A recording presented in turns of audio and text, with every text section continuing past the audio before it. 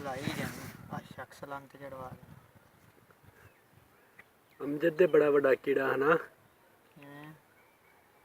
ਕਿਵੇਂ ਅਮਜਦ ਨੂੰ ਗਾਲਾਂ ਕੱਢ ਇਸ ਵੀਡੀਓ 'ਚ ਜਦੋਂ ਵੀ YouTube ਤੋਂ ਕੋਈ ਸੁਣੇ ਅਮਜਦ ਨੂੰ ਗਾਲਾਂ ਪੈ ਰਹੀਆਂ ਹੁਣ ਅਮਜਦ ਤੇਰੇ ਬੜਾ ਵੱਡਾ ਕੀੜਾ ਚਾਚਾ ਮਰਿਆ ਹੀ ਫਿਰਦਾ ਰੋਂਦਾ ਹੀ ਰਹਿੰਦਾ ਕਿਉਂ ਸੁਬਾ ਸੁਬਾ ਲੈ ਕੁੱਦੀ ਤਾਂ ਮੇਰੇ ਕੋਲ ਫਿਰ ਮੈਂ ਕਹਿੰਦਾ ਰਾਤ ਵੀ ਆਇਆ ਸੀਗਾ ਮੈਂ ਕਿਹਾ ਤੂੰ ਰਾਤ ਅੰਬ ਲੈਣ ਆਇਆ ਸੀਗਾ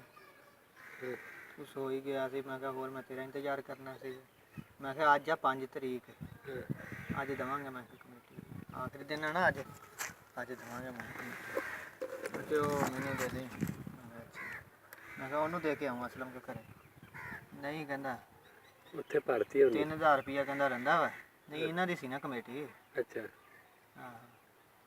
ਇਹ ਕਹਿੰਦਾ ਯਾਰ ਚਲੋ ਨਾ ਮੁਰਸਲੀ ਨੂੰ ਦੇ ਦੇਵੀਂ ਮੈਨੂੰ ਐਂ ਕਹਿ ਗਿਆ ਮੈਂ ਕਿਹਾ ਚੱਲ ਮੁਰਸਲੀ ਨੂੰ ਦੇ ਦਾਂਗੇ ਮੁੜ ਕੇ ਮੁਰਸਲੀ ਨੂੰ ਕਹਿ ਗਿਆ 1000 ਅਸ਼ਰਫ ਨੂੰ ਦੇ ਦੇਵੀਂ ਉਹਦੇ ਵਿੱਚ 2000 ਤੂੰ ਰੱਖ ਲਵੀਂ ਮੁੜ ਕੇ ਮੈਂ ਸ਼ੌਕੀ ਕੋਲੋਂ ਪੈਸੇ ਲਿਆਂਦੇ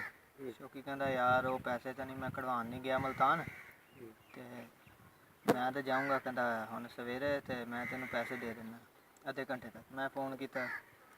ਉਹ ਸ਼ੌਕੀ ਕਹਿੰਦਾ ਯਾਰ ਕਾਸ਼ੀ ਉੱਥੇ ਪੈਸੇ ਲੈਣ ਗਿਆ ਸੈਨਾ ਚੌਕ 'ਤੇ ਕਿਸੇ ਬੰਦੇ ਕੋਲੋਂ ਅਤੇ ਉਹ ਆਊਗਾ ਤਾਂ ਮੈਂ ਤੈਨੂੰ ਦਊਂ ਮੈਂ ਕਿਹਾ ਉਹ ਤਾਂ ਆਵੇ ਨਾ 12 ਵਜੇ ਤੂੰ ਮੈਨੂੰ ਪੈਸੇ ਦੇ ਮੈਂ ਕਿਹਾ ਮੈਂ ਜਾਣਾ ਵਾ ਮੈਨੂੰ ਜ਼ਰੂਰਤ ਹੈ ਉਹਨੇ 1600 ਰੁਪਈਆ ਲਿਆਂਦਾ 1500 ਚਾਚੇ ਨੂੰ ਦਿੱਤਾ ਲਿਆਕੂ ਕੇ ਘਰੇ ਸੀਗਾ ਕਹਿੰਦਾ ਮੈਨੂੰ ਹੀ ਦੇ ਦੇ ਕਹਿੰਦਾ ਫਿਰ ਇਹ ਪੈਸੇ ਤੂੰ ਲੈ ਲਾ ਮੈਂ ਕਿਹਾ ਉਹਨਾਂ ਸ਼ੌਕੀ ਲੈ ਕੇ ਆਊਗਾ ਪੈਸੇ ਤੇ ਫਿਰ ਬਾਕੀ ਫਿਰ ਦਊਗਾ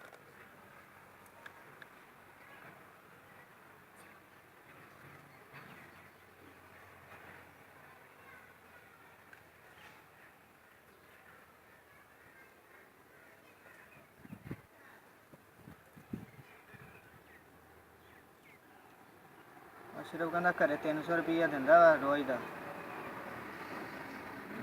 ਚਾਚੀ ਤੇਰੀ ਕਹਿੰਦੀ ਵੀ ਹੋਰ ਪੈਸੇ ਦੇ ਕੇ ਜਾਇਆ ਕਰੋ